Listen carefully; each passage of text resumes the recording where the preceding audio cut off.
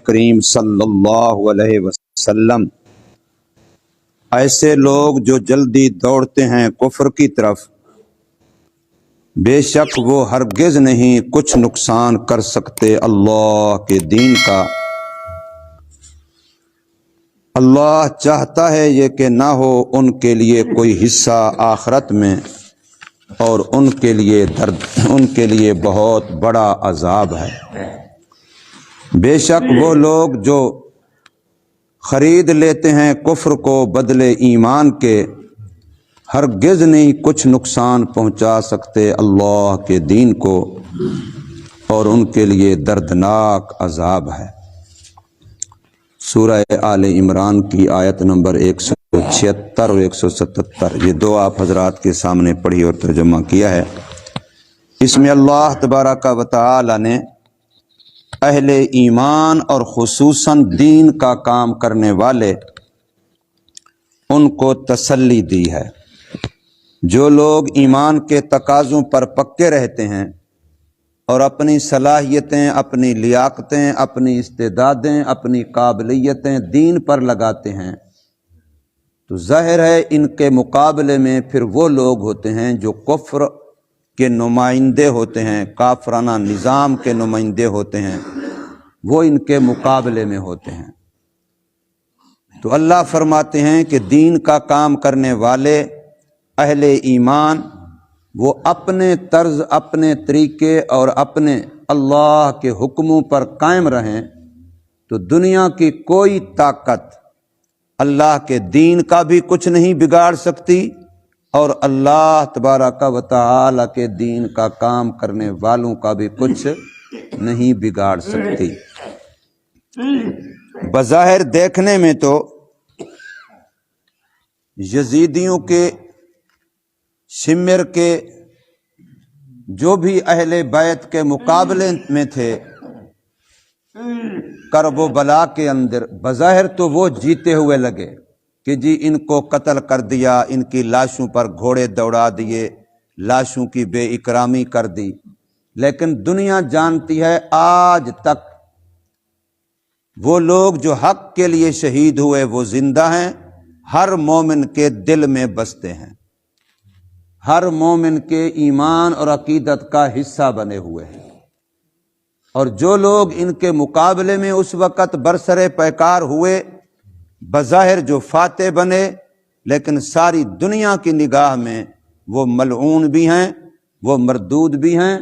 وہ دھتکارے ہوئے بھی ہیں، اور ان کی کوئی وقت، کوئی ویلیو نہیں ہے۔ ہر ایمان والے کو ان سے نفرت ہے۔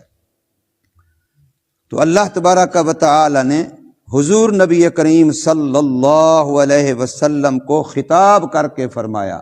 وَلَا يَحْزُنْكَ، اے محمد کریم صلی اللہ علیہ وسلم آپ کو غمگین نہ کرے، آپ کو حزن اور غم میں نہ ڈالے، آپ کسی قسم کے فکر اور اندیشے میں نہ رہیں، آپ کوئی خطرہ محسوس نہ کریں۔ الذین یسارعون فی الکفر، ان لوگوں سے جو جلدی دوڑتے ہیں، ایک دوسرے سے پہل کی کوشش کرتے ہیں کفر کی طرف۔ جو لوگ کفر کی طرف جلدی دوڑتے ہیں، سرعت کرتے ہیں، مسارعت کرتے ہیں، ایک دوسرے سے پہل کرنے کی کوشش کرتے ہیں، آپ ان کی وجہ سے کسی غم میں مبتلا نہ ہوں کہ ہائے یہ گئے کفر کی طرف تو اسلام مٹ جائے گا، اہل حق کم ہو جائیں گے، اہل حق کو یہ نقصان پہنچا دیں گے۔ آپ بالکل اس کا اندیشہ، غم اور فکر نہ کریں۔ انہم لن یضروا اللہ شیئا، پکی بات ہے، پکی بات ہے کہ یہ لوگ اللہ کا کچھ بھی نقصان نہیں کر سکتے، اور اللہ کے نقصان سے مراد اللہ کے دین کا کچھ بھی نقصان نہیں کر سکتے، اور اللہ والوں کے جو اللہ کو مان چکے، اللہ کے دین کے نمائندے بن چکے، اللہ کے دین کا کام کرنے والے ہیں، ان کا بھی کچھ نہیں بگاڑ سکتے۔ باقی یہ جو کفر کی طرف جا رہے ہیں، یہ اپنا نقصان کر رہے ہیں کہ اپنی آخرت گوا رہے ہیں، اپنی آخرت برباد کر رہے ہیں۔ حدیث پاک میں آتا ہے کہ اللہ تبارک و تعالی نے ہر بندے کے لیے،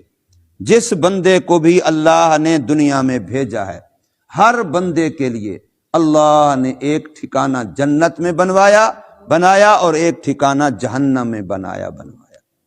اور جب بندے پر موت آنے لگتی ہے، جس حال میں جہاں کہیں جب بھی مرتا ہے، اگر ایمان کی حالت میں مر رہا ہے تو اسے وہ ٹھکانہ دکھایا جاتا ہے جو ایمان والا جنت میں اس کے لیے بنایا تھا،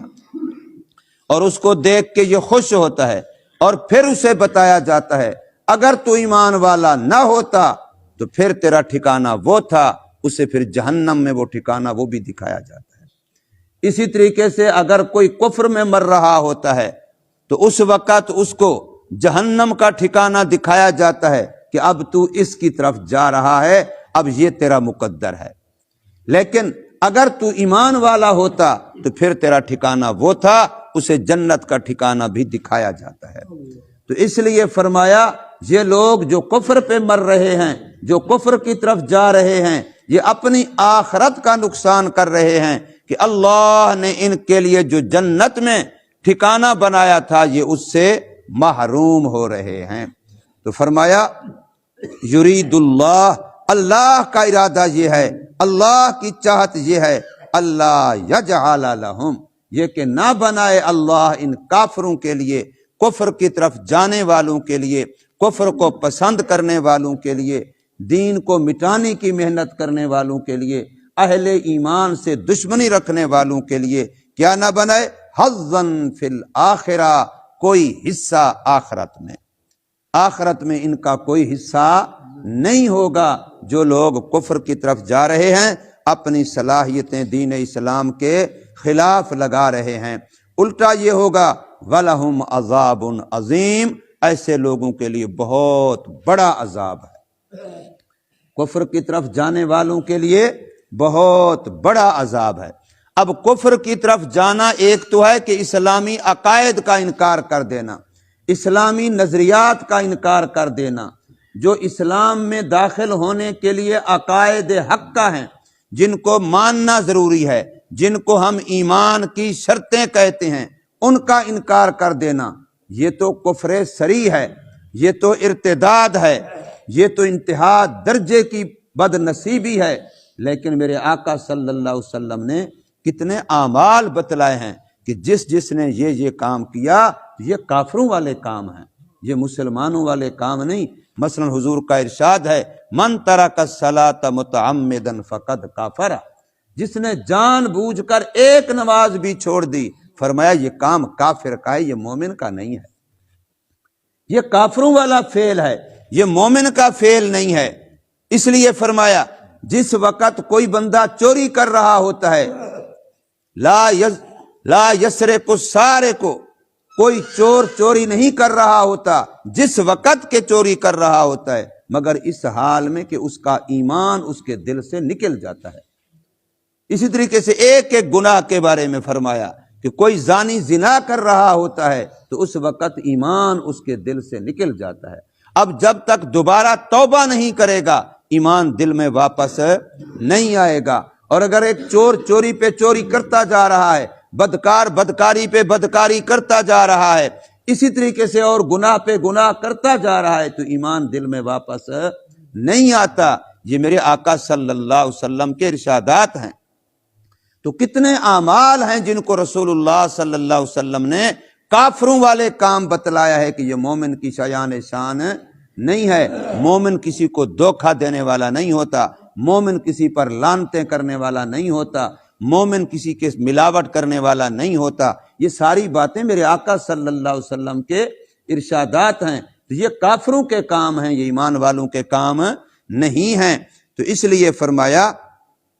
کہ یہ لوگ جو کفر کی طرف جا رہے ہیں، کافرانہ حرکات کر رہے ہیں، کافرانہ کام کر رہے ہیں، کافرانہ اعمال کر رہے ہیں، تو ان لوگوں سے ایمان کو، اسلام کو، اہل ایمان کو کوئی نقصان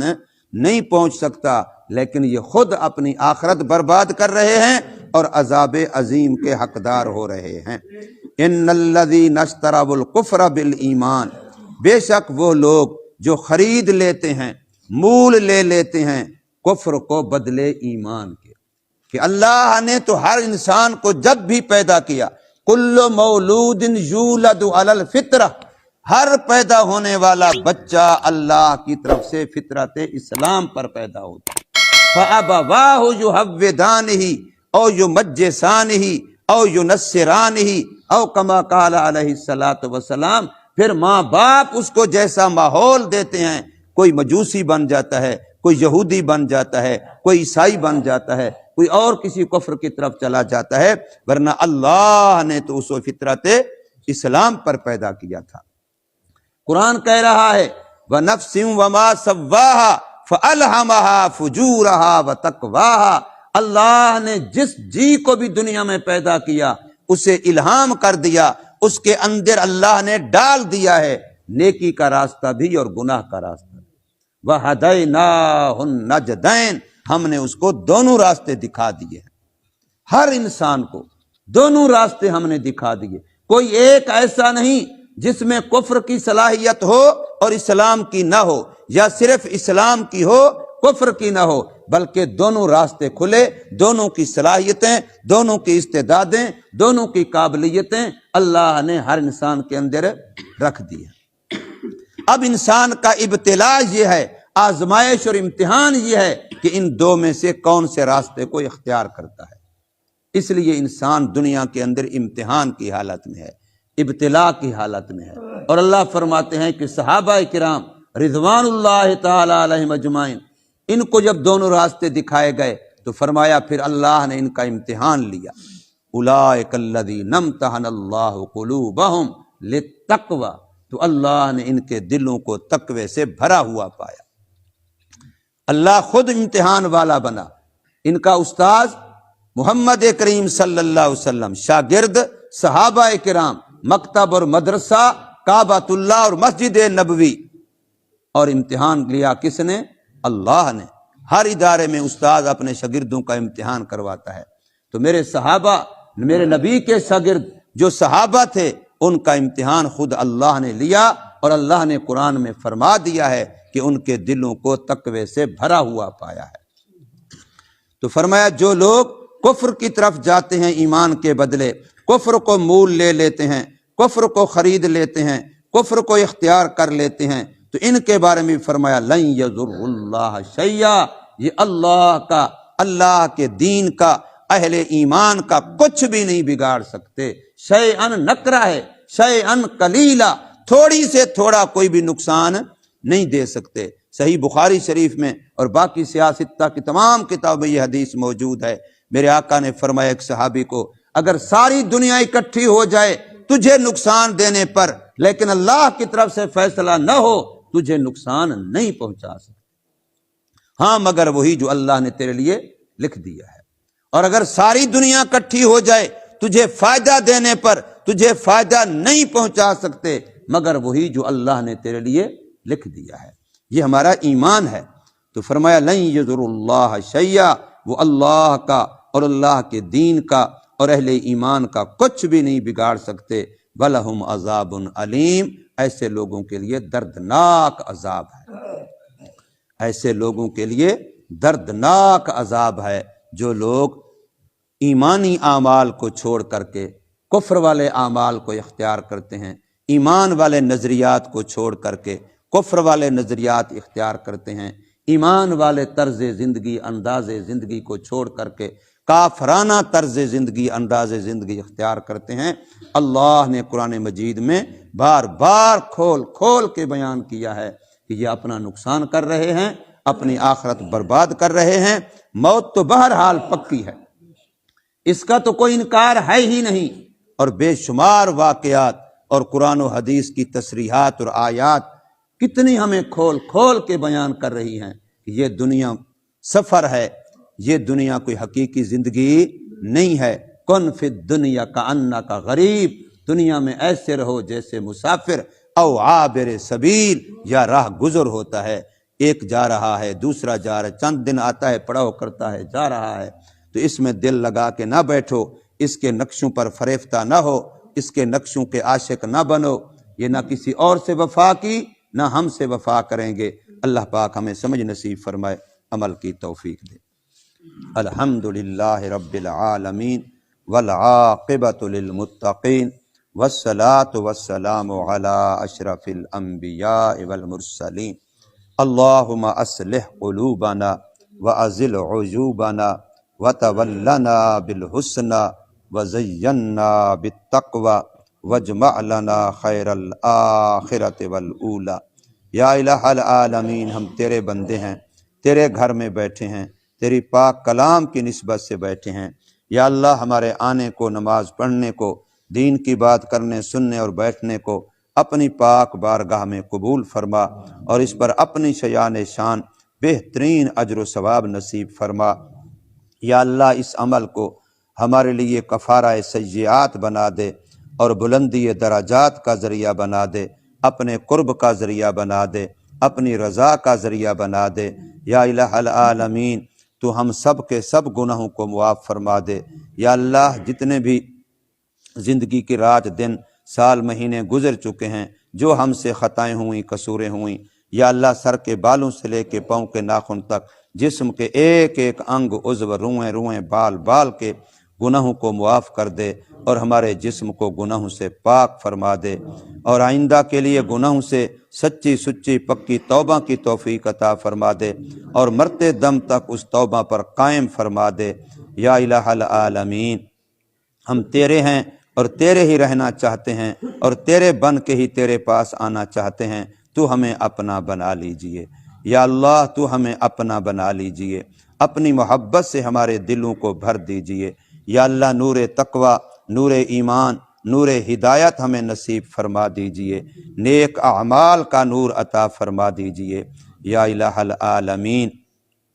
جتنے بھی صاحب ایمان دنیا سے چلے گئے، خصوصاً ہمارے اعزاء اقارب، دور قریب کے رشتہ دار، ننیال ددیال میں سے، یا اللہ، سب کی مغفرت اور بخشش فرما دیجئے، سب کی قبروں کو جنت کا باغ بنا دیجئے۔ یا اللہ، جو زندہ ہیں سب کو ایمان، اسلام، صحت و سلامتی والی زندگیاں عطا فرما دیجئے۔ یا اللہ، ہماری آنے والی نسلوں کے لیے ہدایت کے فیصلے فرمائیے، ہمارے بچوں کی قسمت مقدر نصیب کو اچھا فرما دیجئے۔ یا اللہ، جو لوگ بے اولاد ہیں ان کو نیک انرنا صالح اولاد عطا فرما دیجئے، ان کی جھولیوں کو آباد فرما دیجئے۔ یا الہ العالمین، جن کو تم نے اولاد دی ہے، یا اللہ، ان کو ماں باپ کا فرما بردار بنا دیجئے، نیک بنا دیجئے، اس گندے ماحول کے گندے اثرات سے محفوظ فرمائیے، گندی صحبتوں سے محفوظ فرمائیے۔ یا الہ العالمین،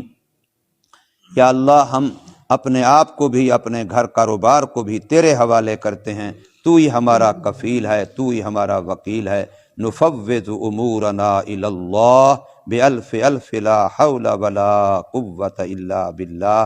یا الہ العالمین، جو مانگا ہے وہ بھی عطا فرمائیے، جو مانگنا چاہیے تھا نہیں مانگ سکے، بن مانگے عطا فرما دیجئے، پوری امت کو عطا فرما دیجئے۔ یا اللہ، ہمارے اس محلے کے ہر گھر پہ رحم فرمائیے، ہر گھر کے ہر فرد پہ رحم فرمائیے، ہر مرد ہر عورت پہ رحم فرما دیجئے۔ یا اللہ، یا الہ العالمین، سب کو اپنے دین متین کی صحیح سمجھ عطا فرما دیجئے، اور سنت کی سمجھ عطا فرما دیجئے، بدعات سے، رسومات سے، خرافات سے، من مانی باتوں سے یا اللہ ہماری حفاظت فرمائیے، اور ہمیں صحیح معنوں میں جو سچا دین ہے، قرآن اور حدیث اور شریعت کے مطابق، یا اللہ ہمیں اس کی سمجھ نصیب فرما دیجئے، اور اس کے مطابق چلنے کی توفیق عطا فرما دیجئے۔ وصلی اللہ تعالی علی خیر خلقہ محمد وآلہ واصحابہ اجمعین برحمتک یا ارحم